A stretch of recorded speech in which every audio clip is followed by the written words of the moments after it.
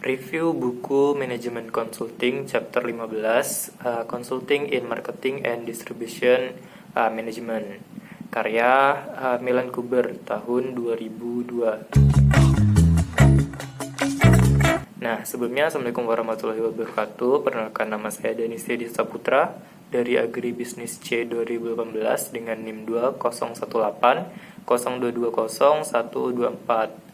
Nah, pada kesempatan kali ini saya berkesempatan untuk melakukan review terhadap buku dengan judul Manajemen Consulting karya Milan Kuber tahun 2002, yang mana nantinya saya akan mereview di bagian chapter 15, yakni Consulting in Marketing and Distribution Management, atau dalam bahasa Indonesianya itu konsultan dalam pemasaran dan manajemen distribusi.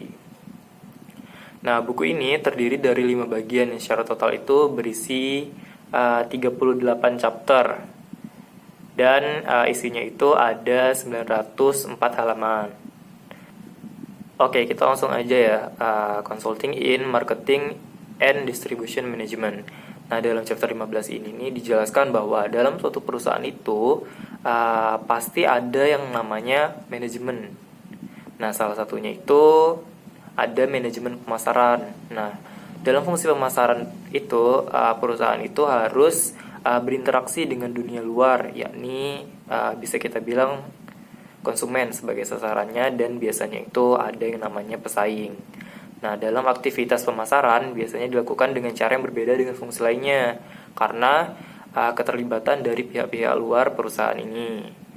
Nah, hal ini terjadi karena keberlangsungan suatu perusahaan itu biasanya tergantung dengan adaptasi perusahaan dengan kondisi pasar, sehingga mempelajari keadaan luar perusahaan itu menjadi sangat penting. Pemasaran itu biasanya berhubungan dengan penjualan, iklan, pengembangan produk, pasar, dan masih banyak lainnya. Nah, tetapi pada kenyataannya itu tidak selalu perusahaan itu dapat bergerak secara stabil pada tiap bagian pemasaran, yang menyebabkan adanya gap prioritas penting pada sektor-sektor pemasaran di perusahaan. Nah, contohnya itu ada beberapa perusahaan itu yang lebih memilih untuk mengembangkan produknya, atau bahkan memperluas pasarnya, atau menggunakan iklan untuk meningkatkan penjualannya. Nah, biasanya dalam suatu perusahaan itu dalam kegiatannya dipimpin oleh seorang pemimpin, yang dalam hal ini biasa disebut dengan manajer. Nah, untuk pemasaran sendiri tentunya manajer disebut dengan manajer pemasaran. Nah, menjadi manajer pemasaran itu tentu gak mudah ya, karena pemasaran itu istilahnya menjadi titik tumpu dari suatu usaha. Kebijakan dan keputusan yang diambil oleh manajer itu akan mempengaruhi seluruh perusahaan melalui jumlah penjualan serta laba yang akan diterima. Nah, pasti beberapa manajer itu menghadapi posisi-posisi ambigu tentang kondisi ini, yang membuat para konsultan itu tentunya dibutuhkan.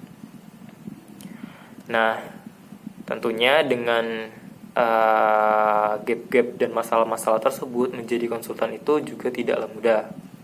Nah, konsultasi di fungsi pemasaran itu biasanya dibagi menjadi 2, yakni pada level perencanaan strategi, lalu di tingkat implementasi.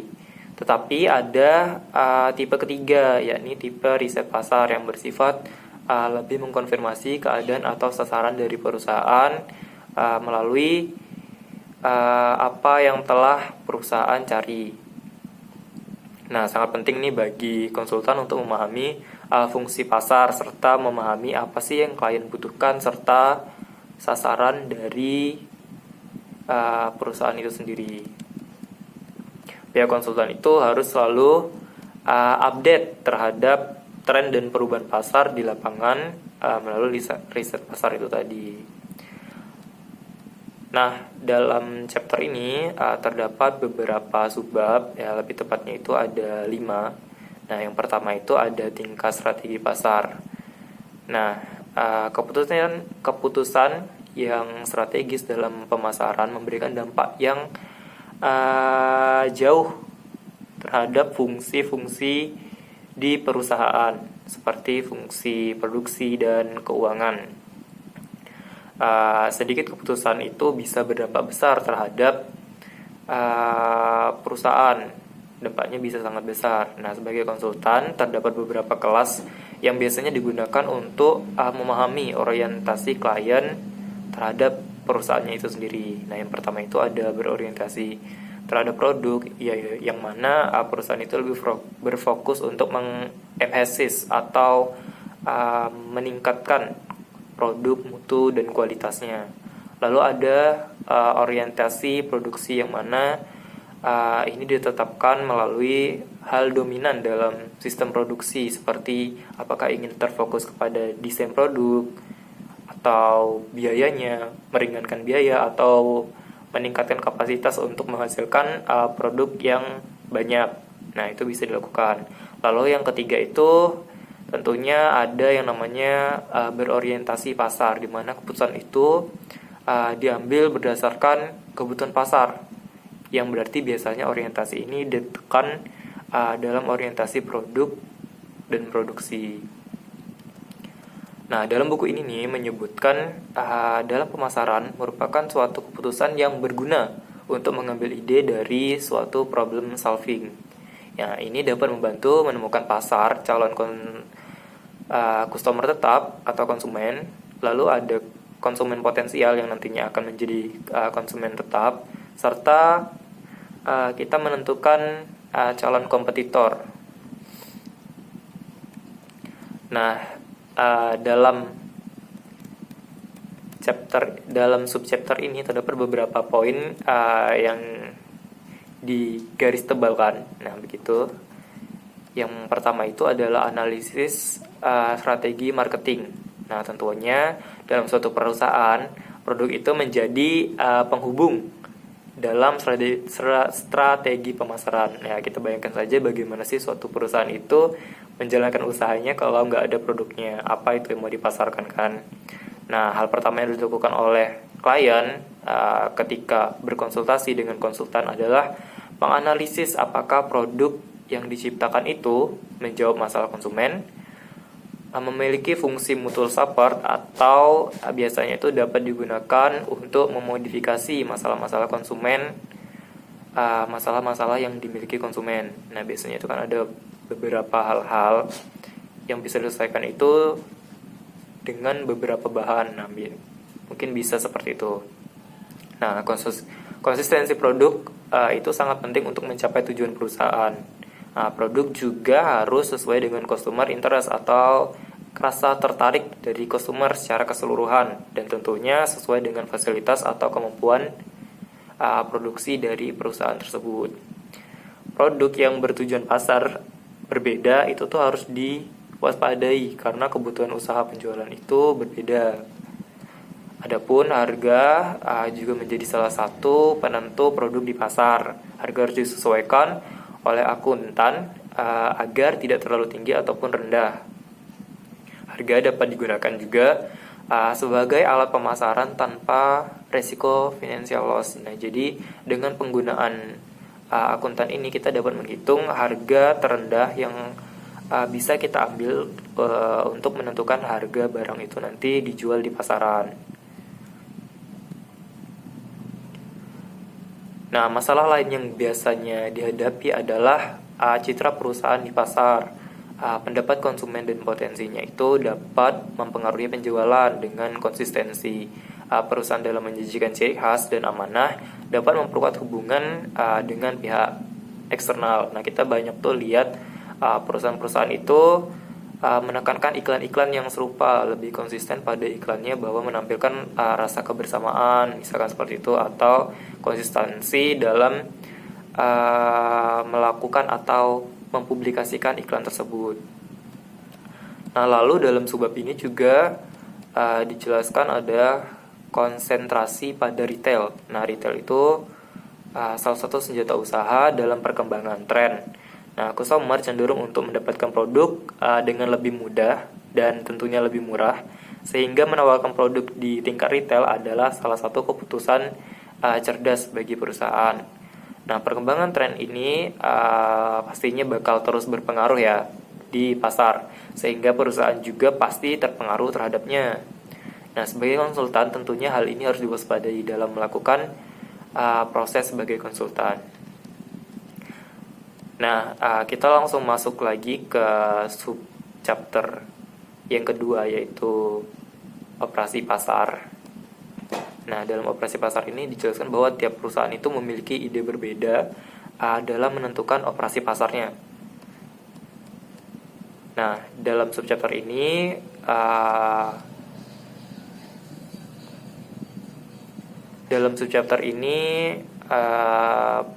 operasi pasar itu terbagi atas yang pertama itu sales management atau motivasi penjual atau sales, dan penggunaan teknologi berperan sangat penting dalam meningkatkan penjualan.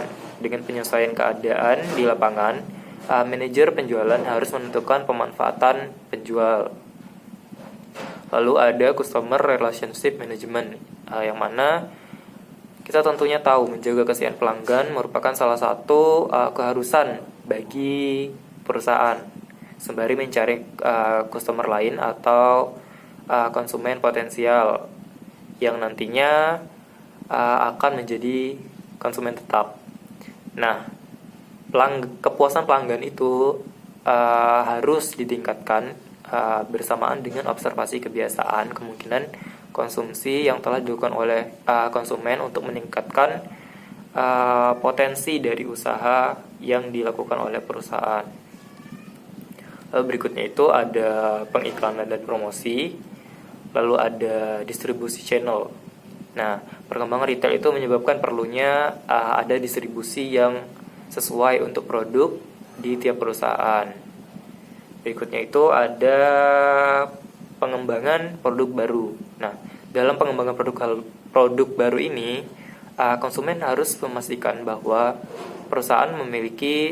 konsultan harus memastikan bahwa perusahaan itu memiliki fasilitas yang mendukung produksi dengan akurasi dan penggunaan data yang harus dipastikan kesesuaiannya terhadap fungsi yang terlibat, karena tentunya produk baru itu merupakan fungsi vital dalam pengembangan perusahaan yang perlu diperancang secara matang agar sesuai dengan minat dari konsumen. Nah, yang berikutnya itu adalah packaging. Nah, kemasan itu menentukan penggunaan dari suatu produk. Kemasan dapat meningkatkan keyakinan konsumer terhadap barang melalui visual. Nah, jadi visual yang cerdas, tepat, dan cermat tentunya akan menyebabkan mudahnya mata para pelanggan untuk melihat kegunaan sesuai dengan kebutuhan dari para konsumen ini. Nah, penggunaan desain yang tepat ini menarik pelanggan untuk mengenal dan mengonsumsi produk sesuai dengan kebutuhannya. Nah, seperti yang telah saya jelaskan tadi. Nah, berikutnya itu ada subchapter ketiga, yaitu konsultan di perusahaan komersil. Nah, dalam perusahaan komersil, ketersediaan stok ini menjadi titik kunci. Nah, yang mana konsultan itu harus memastikan prosedur kontrol barang yang disimpan. Hal ini harus disesuaikan dengan standar untuk menjaga barang itu agar tetap aman.